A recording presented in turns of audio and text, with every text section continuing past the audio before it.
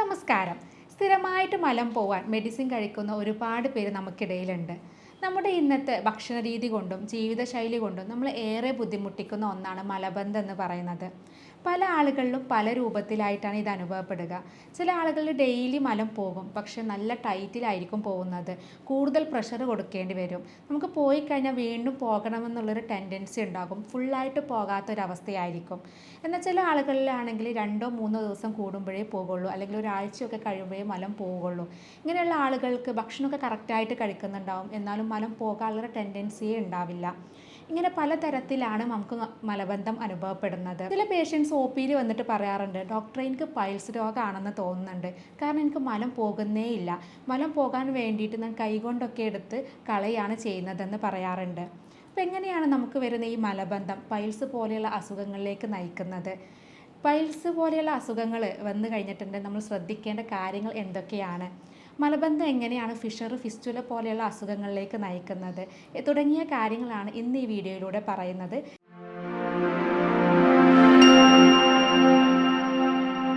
ഞാൻ doctor Semiya, doctor Basil's homeo hospital, Pandikkad, Malappuram ജില്ല. ചെറിയ കുട്ടികൾ മുതൽ മുതിർന്ന ആളുകളിലും അതുപോലെ പ്രായമായവരിലൊക്കെ ഒരുപോലെ കാണുന്ന ഒരു ബുദ്ധിമുട്ടാണ് ഈ മലം പോകാനുള്ള പ്രശ്നം എന്ന് പറയുന്നത്. മലബന്ധം ഇന്ന് ഒരുപാട് പേരിൽ കൂടുതലും കണ്ടുവരുന്നത് അവിടെ ഭക്ഷണ രീതിയിലുള്ള പ്രശ്നങ്ങൾ കൊണ്ടാണ്. നമുക്ക് ഡെയിലി മലം പോയി കഴിഞ്ഞാൽ എല്ലാവർക്കും ഒരു ആശ്വാസമാണ്. എന്നാൽ അതിലെന്തെങ്കിലും ഒരു മാറ്റം വന്നു കഴിഞ്ഞാൽ നമ്മൾ ഡെയിലി സ്ഥിരമായിട്ട് പോകുന്ന സമയത്ത് എന്തെങ്കിലും തിരക്കുകളായി കഴിഞ്ഞിട്ടുണ്ടെങ്കിൽ, അല്ലെങ്കിൽ നമ്മുടെ ഫുഡിൽ എന്തെങ്കിലും ഒരു മാറ്റങ്ങൾ വന്നു കഴിഞ്ഞിട്ടുണ്ടെങ്കിൽ, എന്തെങ്കിലും കൂടുതൽ ടെൻഷനോ കാര്യങ്ങളൊക്കെ വന്നു കഴിഞ്ഞാൽ അപ്പോഴേക്കും നമുക്ക് മലം പോകാനുള്ള ഒരു ബുദ്ധിമുട്ട് അനുഭവപ്പെടാറുണ്ട്.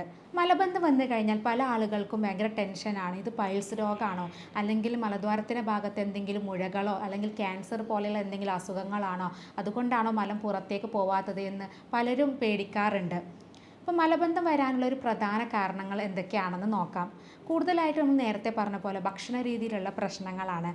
സ്ഥിരമായിട്ട് നമ്മൾ ഹോട്ടൽ ഫുഡുകൾ, ജങ്ക് ഫുഡുകൾ, ഫാസ്റ്റ് ഫുഡുകളൊക്കെ കൂടുതലായിട്ട് കഴിക്കുന്ന ആളുകളിൽ അത്തരം ഫുഡുകളിൽ നാരുകൾ വളരെ കുറവായിരിക്കും. ഇത്തരം നാരുകൾ കുറഞ്ഞ ഫുഡ് കഴിക്കുന്ന ആളുകളിൽ മലബന്ധം വരാനുള്ള സാധ്യതയുണ്ട്.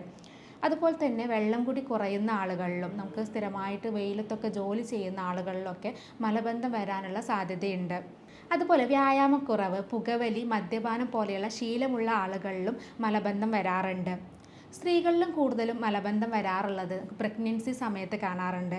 കാരണം കൂടുതലായിട്ട് വയറ് വീർത്തിരിക്കുന്ന സമയത്ത് അവർക്ക് വെള്ളം കുടിക്കാൻ മടിയായിരിക്കും, അല്ലെങ്കിൽ കൂടുതലായിട്ട് കുട്ടിയുടെ പ്രഷർ കാരണം നമുക്ക് മലം പോകാൻ ബുദ്ധിമുട്ടായിരിക്കും. സ്ത്രീകൾ കൂടുതലായിട്ടും ഈ സമയങ്ങളിലാണ് പൈൽസ്, ഫിഷർ പോലെയുള്ള അസുഖങ്ങൾ വരുന്നതും അതുകൊണ്ടാണ്. ഇത്തരത്തിലുള്ള മലബന്ധം കാരണമാണ് അവർക്ക് പൈൽസ് പോലെ അല്ലെങ്കിൽ ഫിഷർ പോലെ അസുഖങ്ങൾ ഈ സമയത്ത് വരുന്നത്. പുരുഷന്മാരിൽ കൂടുതലായിട്ട് മലബന്ധം വരുന്നത് അവരുടെ ഭക്ഷണത്തിലുള്ള മാറ്റങ്ങൾ കൊണ്ടാണ്. കൂടുതലായിട്ട് മൈദയുടെ ഉപയോഗം, അതായത് പൊറോട്ട പോലെയുള്ള ഫുഡുകൾ കൂടുതലായിട്ട് കഴിക്കുക, അല്ലെങ്കിൽ ബ്രെഡ്, പാസ്ത, അതുപോലെ നൂഡിൽസ് പോലെയുള്ള മൈദ കൂടുതൽ അടങ്ങിയിട്ടുള്ള, റിഫൈൻഡ് മൈദകൾ അടങ്ങിയിട്ടുള്ള ഫുഡുകൾ കൂടുതലായിട്ട് കഴിച്ചു കഴിഞ്ഞിട്ടുണ്ടെങ്കിലും അവ നമുക്ക് മലബന്ധം ഉണ്ടാക്കുകയും പൈൽസ്, ഫിഷർ പോലെയുള്ള അസുഖങ്ങളിലേക്ക് നയിക്കുകയും ചെയ്യും. അപ്പോൾ ഞാൻ നേരത്തെ പറഞ്ഞു, പല ആളുകളും പേടിക്കാറുണ്ട്, ഇത് പൈൽസ് കൊണ്ടാണോ നമുക്ക് ഈ മലബന്ധം വരുന്നത്, മലം ഡെയിലി പോകാത്തത് അതുകൊണ്ടാണോ എന്നുള്ളതൊക്കെ ടെൻഷൻ അടിക്കാറുണ്ട്. അപ്പോൾ ഈ മലബന്ധം എങ്ങനെയാണ് നമുക്ക് പൈൽസ് രോഗത്തിലേക്ക് നയിക്കുന്നതെന്ന് നോക്കാം. ഈ മലം നമുക്ക് പോകാതെ കൂടുതൽ സമയം നമ്മുടെ വൻകുടലിൻ്റെ ഭാഗത്ത് കെട്ടിക്കിടന്ന് കഴിഞ്ഞിട്ടുണ്ടെങ്കിൽ അവിടെ രക്തോട്ടം കുറയും. ഇങ്ങനെ രക്തോട്ടം കുറഞ്ഞു കഴിഞ്ഞിട്ടുണ്ടെങ്കിൽ ആ ഭാഗത്തുള്ള രക്തക്കുഴലുകളിൽ രക്തം കെട്ടിക്കിടക്കുകയും അത് വീർത്ത് വരികയും ചെയ്യും. ഈ ഒരു അവസ്ഥയാണ് നമ്മൾ പൈൽസ് എന്ന് പറയുന്നത്. അതുകൊണ്ടാണ് നമുക്ക് മലബന്ധം വന്നു കഴിഞ്ഞാൽ അത് കറക്റ്റായിട്ട് ചികിത്സ എടുക്കണമെന്ന് പറയുന്നത്. സ്ഥിരമായിട്ട് മലബന്ധം വരുന്ന ആളുകളിലാണ് ഇതുപോലെ പൈൽസ് രോഗം വരുന്നത്. പൈൽസ് പറയുന്നത് ആ ഭാഗത്ത് നരമ്പുകൾ തടിക്കുകയാണ് ചെയ്യുന്നത്. പൈൽസ് രോഗമുള്ളവരിൽ തിരിച്ച് മലബന്ധം വരാം, അതല്ലെങ്കിൽ മലബന്ധം കാരണം നമുക്ക് പൈൽസ് രോഗം വരാറുണ്ട്. ഇനി മലബന്ധം നമുക്ക് പൈൽസ് രോഗം കൊണ്ടാണെന്ന് മനസ്സിലാക്കുന്നത് എങ്ങനെയാണെന്ന് നോക്കാം. നമുക്ക് പൈൽസ് ഉള്ള ആളുകളിലാണെങ്കിൽ മലം കൂടുതലായിട്ട് പോകാൻ വേണ്ടിയിട്ട് നമ്മൾ പ്രഷർ കൊടുക്കുന്ന സമയത്ത് ചില ആളുകളിൽ ഈ നരമ്പുകൾ പുറത്തേക്ക് തള്ളി നിൽക്കാറുണ്ട്. അല്ലെങ്കിൽ നമ്മുടെ മലദ്വാരത്തിൻ്റെ ഭാഗത്തുള്ള നരമ്പുകൾ, പുറമേയുള്ള നരമ്പുകളാണെങ്കിൽ തടിക്കുന്നതെങ്കിൽ അത് നമ്മൾ എക്സ്റ്റേണൽ പൈൽസ് എന്നാണ് പറയുക. ഈ എക്സ്റ്റേണൽ പൈൽസ് കാരണം നമുക്ക് അവിടെ തടിപ്പുകൾ അനുഭവപ്പെടാറുണ്ട്. എന്നാൽ ചില ആളുകളിൽ തടിപ്പുകളൊന്നും ഉണ്ടാവില്ല, എന്നാൽ കൂടുതലായിട്ട് ബ്ലീഡിംഗ് ആണ് ഉണ്ടാവാറുള്ളത്. നമ്മൾ കൂടുതലായിട്ട് മലം പോകാൻ വേണ്ടി പ്രഷർ കൊടുക്കുന്ന സമയത്ത് ഈ രക്തക്കുഴലുകൾ പൊട്ടുകയും അതിൽ നിന്ന് ബ്ലീഡിംഗ് വരികയും ചെയ്യും. ഇങ്ങനെ ബ്ലീഡിംഗ് ഉണ്ടെങ്കിലും നമുക്കത് പൈൽസ് രോഗത്തിൻ്റെ ഒരു ലക്ഷണമായിരിക്കാം. അതുപോലെ നമുക്ക് ഇടയ്ക്കിടയ്ക്കായിട്ട് ഇങ്ങനെ ബാത്റൂമിൽ പോകാനുള്ളൊരു ടെൻഡൻസി വരിക. കാരണം നമുക്ക് പൈൽസ് രോഗം എന്ന് പറയുന്നത് ഞാൻ നേരത്തെ പറഞ്ഞു, അവിടെ തടിപ്പുകൾ വരുന്നതാണ്. ഇങ്ങനെ തടിപ്പുകൾ വന്നു കഴിഞ്ഞിട്ടുണ്ടെങ്കിൽ നമുക്ക് അവിടെ മലം വന്ന ഒരു മലം പോകാനുള്ളൊരു ടെൻഡൻസി വരികയും അത് നമുക്ക് ഇടയ്ക്കിടയ്ക്കായിട്ട് ബാത്റൂമിൽ പോകാനുള്ളൊരു ടെൻഡൻസി വരികയും ചെയ്യും. അതുകൊണ്ടാണ് നമുക്ക് ബാത്റൂമിൽ പോയി കഴിഞ്ഞാൽ വീണ്ടും പോകാനുള്ളൊരു തോന്നൽ വരുന്നതും അതുകൊണ്ടാണ്. അപ്പോൾ ഇത്തരം ലക്ഷണങ്ങൾ ഉണ്ടെങ്കിൽ നമുക്കത് മനസ്സിലാക്കാം മലബന്ധം ഉണ്ടെങ്കിൽ. ഒപ്പം ഇത്തരം ലക്ഷണങ്ങൾ കൂടെ ഉണ്ടെങ്കിൽ അത് പൈൽസ് രോഗം കൊണ്ടാണെന്നുള്ളത് നമുക്ക് മനസ്സിലാക്കാം. ഇനി മലബന്ധം കൊണ്ട് നമ്മൾ കൂടുതൽ ബുദ്ധിമുട്ടിക്കുന്ന ഒരു അസുഖമാണ് ഫിഷർ രോഗം എന്ന് പറയുന്നത്. ഇന്ന് ഏറ്റവും കൂടുതൽ ആളുകളിൽ കാണുന്നതും ഈ ഫിഷർ രോഗമാണ്. മലം നല്ല ടൈറ്റിൽ പോകുന്ന സമയത്ത് നമ്മുടെ മലദ്വാരത്തിൻ്റെ ഭാഗം പൊട്ടിയിട്ട് മുറിവ് വരുന്നതിനെയാണ് നമ്മൾ ഫിഷർ എന്ന് പറയുന്നത്. മലദ്വാരത്തിലുണ്ടാകുന്ന വിള്ളലുകളാണിവ. ഇവ വരുമ്പോഴാണ് നമുക്ക് കഠിനമായിട്ടുള്ള വേദന, പുകച്ചിൽ, നീറ്റിലൊക്കെ വരുന്നത്. അത് മലം പോകുന്ന സമയത്തായിരിക്കാം, അല്ലെങ്കിൽ മലം പോകുന്നതിന് മുമ്പ് നമുക്കത് അനുഭവപ്പെടാം. അതല്ലെങ്കിൽ മലം പോയി കഴിഞ്ഞാൽ കുറേ മണിക്കൂറുകൾ ഈ വേദന നമുക്ക് അനുഭവപ്പെടാറുണ്ട്. ഫിഷർ രോഗത്തിന് കൂടുതലായിട്ടും കണ്ടുവരുന്നത് ഈ വേദനയാണ്. പലപ്പോഴും ആളുകൾ ഈ വേദന കാണുമ്പോൾ അത് പൈൽസ് രോഗമാണെന്ന് തെറ്റിദ്ധരിക്കാറുണ്ട്. എന്നാൽ ഇങ്ങനെ വരുന്ന വേദനകൾ കൂടുതലായിട്ടും ഫിഷർ രോഗം കൊണ്ട് വരുന്നതാണ്. എന്നാൽ ഇതിൽ ബ്ലീഡിങ്ങും കാണിക്കാറുണ്ട്. ചില ആളുകളിൽ മലം പോയി കഴിഞ്ഞാൽ മലത്തിൽ ഒരു വര പോലെ ബ്ലീഡിങ് കാണാം. ഇത് ഫിഷർ രോഗത്തിൻ്റെ ഒരു ലക്ഷണമാണ്. കാരണം ആ മുറിവിലൂടെ വരുമ്പോഴാണ് ഇതുപോലെ ബ്ലീഡിങ് വരുന്നത്. അതുപോലെ തന്നെ ഇടയ്ക്കിടയ്ക്ക് പോകാനുള്ള ടെൻഡൻസി വരുന്നതും ആ ഭാഗത്ത് എരിച്ചിൽ, നീറ്റൽ വരുന്നതും കത്തി കൊണ്ടോ ബ്ലേഡ് കൊണ്ടൊക്കെ മുറിഞ്ഞതുപോലെയുള്ള ഒരു ഫീലിംഗ് വരുന്നതൊക്കെ ഈ ഫിഷർ രോഗത്തിൻ്റെ ലക്ഷണങ്ങളാണ്. അപ്പോൾ മലബന്ധം വന്നു കഴിഞ്ഞാൽ ഏറ്റവും കൂടുതൽ ആളുകളിൽ ഈ ഫിഷർ രോഗം കണ്ടുവരുന്നുണ്ട്. സ്ത്രീകളിൽ കൂടുതൽ ഞാൻ നേരത്തെ പറഞ്ഞ പോലെ പ്രഗ്നൻസി സമയത്താണ് ഇത് കൂടുതൽ വരുന്നത്. അവർ കൂടുതൽ ഡെലിവറി സമയത്ത് പ്രഷർ കൊടുക്കുമ്പോൾ, അല്ലെങ്കിൽ മലബന്ധം കാരണം മലം പോകാൻ പ്രഷർ കൊടുക്കുമ്പോൾ ആ ഭാഗത്ത് പൊട്ടിയിട്ട് മുറിവ് വരും. അതുകൊണ്ടാണ് സ്ത്രീകളിൽ ഫിഷർ രോഗം കൂടുതലായിട്ട് കണ്ടുവരുന്നത്. ഇനി മലദ്വാരത്തിൽ ഉണ്ടാകുന്ന മറ്റൊരു അസുഖമാണ് ഫിസ്റ്റുല എന്ന് പറയുന്നത്. നമുക്കറിയാം ഫിസ്റ്റുല എന്ന് പറയുന്നത് മലദ്വാരത്തിൽ നിന്ന് കുറച്ച് മാറിയിട്ട് ഒരു ഹോള് വരുന്നതാണ്. അത് മലദ്വാരത്തിൻ്റെ ഏതെങ്കിലും ഒരു ചുറ്റുഭാഗത്തായിട്ടാണ് വരുന്നത്. ഈ ഹോളുകൾ വരുന്ന സമയത്ത് ആ ഭാഗത്ത് തടിപ്പുകൾ വന്ന് അതിലൂടെ പഴുപ്പും നീരും പോകുന്നൊരവസ്ഥയാണ് ഫിസ്റ്റുല എന്ന് പറയുന്നത്. മലബന്ധം സ്ഥിരമായിട്ടുള്ള ആളുകളിൽ ഫിസ്റ്റുല വരാനുള്ള സാധ്യത വളരെ കൂടുതലാണ്. കാരണം മലം പോകാനുള്ളൊരു ബുദ്ധിമുട്ട് കാരണം ഇത് പുറത്തേക്ക് പോകാനുള്ളൊരു ടെൻഡൻസി ഉണ്ടാകും. അങ്ങനെയാണ് ഈ ട്രാക്റ്റ് ഫോം ചെയ്യുന്നതും അത് അവിടെ പഴുപ്പായിട്ടും അതുപോലെ നീര് പോലെ വരുന്നതൊക്കെ ഇതുകൊണ്ടാണ്. അപ്പോൾ മലബന്ധം നമുക്ക് പൈൽസ്, ഫിഷർ, ഫിസ്റ്റുല പോലെയുള്ള മലദ്വാരത്തിലുണ്ടാകുന്ന ഇത്തരം രോഗങ്ങളിലേക്കൊക്കെ നയിക്കാറുണ്ട്. അതുകൊണ്ട് തന്നെ നമുക്ക് മലബന്ധം വന്നു കഴിഞ്ഞിട്ടുണ്ടെങ്കിൽ അതിന് കറക്റ്റായിട്ടുള്ള ചികിത്സ എടുക്കുക. പല ആളുകളും ഇങ്ങനെ മലബന്ധം വന്നു കഴിഞ്ഞാൽ നമ്മൾ ഹോസ്പിറ്റലിൽ പോകാതെ അടുത്തുള്ള മെഡിക്കൽ ഷോപ്പിലൊക്കെ പോയിട്ട് വയറിളകാനുള്ള മരുന്ന് കഴിക്കും. സ്ഥിരമായിട്ട് ഇങ്ങനെയുള്ള മരുന്നുകൾ കഴിക്കുന്ന ആളുകൾ ഒരുപാട് പേരുണ്ട്. എന്നാൽ ഇത്തരം മരുന്നുകൾ സ്ഥിരമായിട്ട് കഴിച്ചു കഴിഞ്ഞിട്ടുണ്ടെങ്കിൽ നമുക്ക് പിന്നീട് ഈ മരുന്നുകൾ കഴിക്കാതെ മലം പോവാത്തൊരവസ്ഥ വരും. അതുകൊണ്ട് തന്നെ ഇത്തരം മലം പോകാനുള്ള മെഡിസിൻസ് ഉപയോഗിക്കാതിരിക്കുന്നതാണ് നല്ലത്.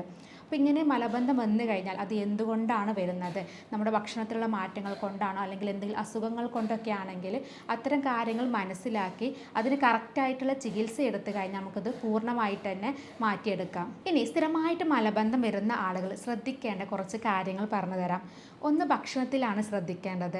കൂടുതലായിട്ട് നാരുകൾ അടങ്ങിയിട്ടുള്ള ഫുഡുകൾ കഴിക്കുക. ഡെയിലി നമ്മൾ ഒരു 25-30 ഗ്രാം നാരുകൾ നമ്മുടെ ഭക്ഷണത്തിൽ ഉൾപ്പെടുത്തണം. അതുപോലെ ധാരാളം വെള്ളം കുടിക്കുക. ഒരു 2-2.5 ലിറ്റർ ഡെയിലി നമ്മൾ വെള്ളം കുടിക്കണം. വെയിലത്ത് ജോലി ചെയ്യുന്ന ആളുകളാണെങ്കിൽ അവർ കൂടുതലായിട്ട് വെള്ളം ഉപയോഗിക്കണം. കാരണം അത് അവർക്ക് കൂടുതലായിട്ട് വിയർപ്പുള്ളത് കൊണ്ട് തന്നെ കൂടുതലായിട്ട് വെള്ളം നഷ്ടപ്പെടാനുള്ള സാധ്യതയുണ്ട്. അപ്പോൾ അത്തരം ആളുകൾ കൂടുതലായിട്ട് വെള്ളം കുടിക്കുക.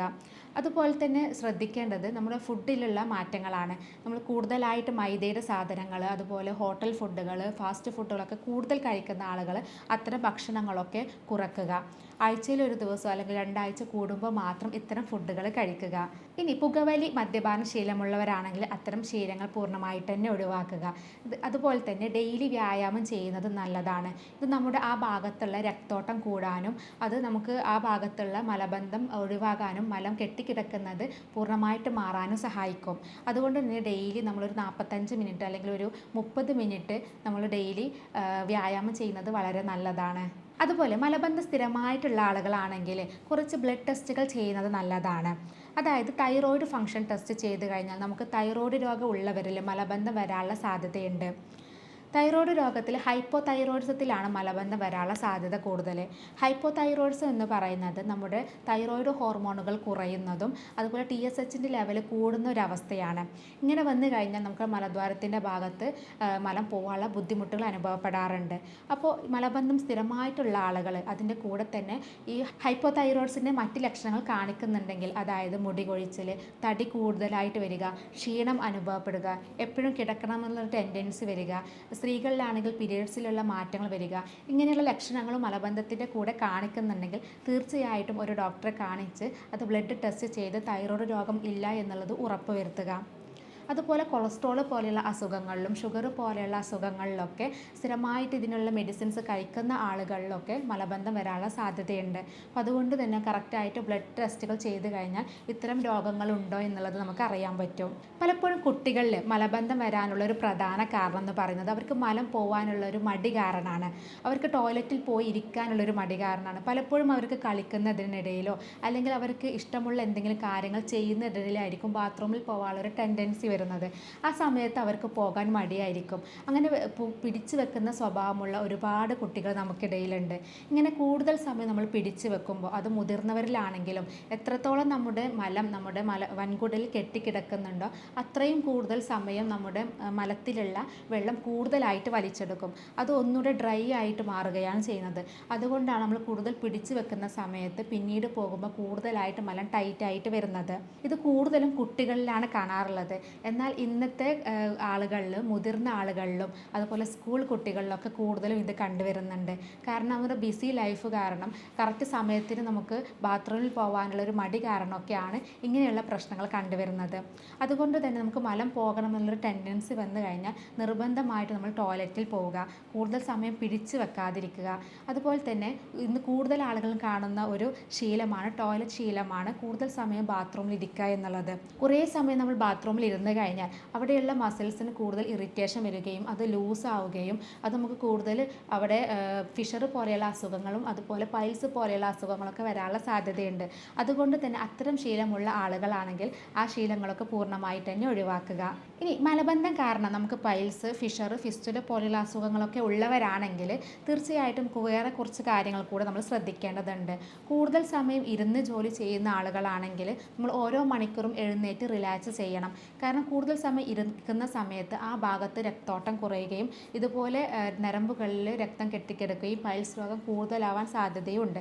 അതുകൊണ്ടാണ് കൂടുതലായിട്ട് ഇരുന്ന് ജോലി ചെയ്യുന്ന ആളുകളിൽ ഇത്തരം രോഗങ്ങൾ കൂടുതലായിട്ട് കണ്ടുവരുന്നത്. അതുപോലെ കൂടുതൽ യാത്രയൊക്കെ ചെയ്യുന്ന സമയത്താണെങ്കിലും നമ്മൾ ഇടയ്ക്കിടയ്ക്കായിട്ട് ഒന്ന് റെസ്റ്റ് ചെയ്യുന്നത് വളരെ നല്ലതാണ്. മലബന്ധമുള്ള ആളുകൾ നമ്മൾ വീട്ടിൽ വെച്ച് ചെയ്യാവുന്ന കുറച്ച് ടിപ്സുകൾ പറഞ്ഞു തരാം. ജീരകം വളരെ നല്ലതാണ്. ജീരകം ഇട്ട് തിളപ്പിച്ചിട്ടുള്ള വെള്ളം കുടിക്കുന്നത് കറക്റ്റായിട്ട് പോകാൻ വേണ്ടിയിട്ട് സഹായിക്കും. അതുപോലെ തന്നെ ജീരകത്തിൽ അടങ്ങിയിട്ടുള്ള ആൻറ്റി ഓക്സിഡൻസ് ഒക്കെ നമുക്ക് ആ ഭാഗത്തുള്ള മസിൽസിനെ കൂടുതൽ റിലാക്സ് ചെയ്യിപ്പിക്കുകയും അത് മലം കറക്റ്റ് പോകാൻ വേണ്ടിയിട്ട് സഹായിക്കുകയും ചെയ്യും. അതുപോലെ കറുത്ത ഉണക്കമുന്തിരി രാത്രിയിൽ വെള്ളത്തിലിട്ട് കുതിർത്ത് വെച്ച് രാവിലെ വെറും വയറ്റിൽ ആ വെള്ളത്തോട് കൂടെ കുടിക്കുന്നത് വളരെ നല്ലതാണ്. ഇതും മലബന്ധം പൂർണ്ണമായിട്ട് ഒഴിവാകാൻ വേണ്ടി സഹായിക്കും.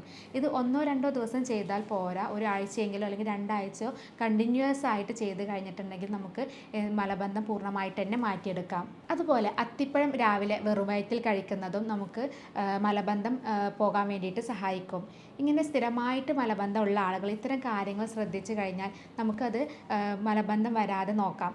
ഇനി ചികിത്സയിലേക്ക് വരികയാണെങ്കിൽ ഇതിന് ഫലപ്രദമായിട്ടുള്ള ചികിത്സ ലഭ്യമാണ്. നമ്മളിവിടെ ചെയ്യുന്നത് രോഗിയുടെ ശാരീരികവും മാനസികവുമായിട്ടുള്ള കാര്യങ്ങൾ പഠിച്ച് യൂറോപ്യൻ നിർമ്മിത സോഫ്റ്റ്വെയറുകൾ ഉപയോഗിച്ചാണ് ചികിത്സ കൊടുക്കുന്നത്. അതുകൊണ്ട് തന്നെ ഇത്തരം രോഗങ്ങൾ നമുക്ക് ഫലപ്രദമായിട്ട് തന്നെ ചികിത്സിക്കാൻ പറ്റാറുണ്ട്. അപ്പോൾ ഇത്തരം ചികിത്സാ രീതിയെക്കുറിച്ച് അറിയാനും കൂടുതൽ ഡൗട്ടുകൾ ചോദിക്കാനുണ്ടെങ്കിൽ താഴെ കാണുന്ന നമ്പറിൽ കോൺടാക്റ്റ് ചെയ്യാവുന്നതാണ്. സ്നേഹത്തോടെ doctor Semiya, doctor Basil's homeo hospital, Pandikkad, Malappuram ജില്ല.